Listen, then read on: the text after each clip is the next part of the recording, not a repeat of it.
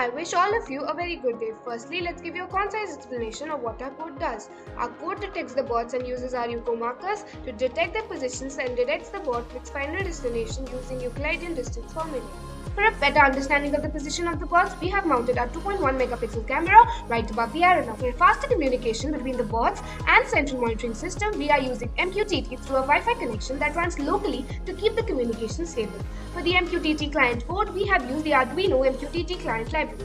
The central monitoring system uses Python 3.9 with libraries CV2, time, requests, sys, IMUtils, NumPy, scikit-image, and iter tools.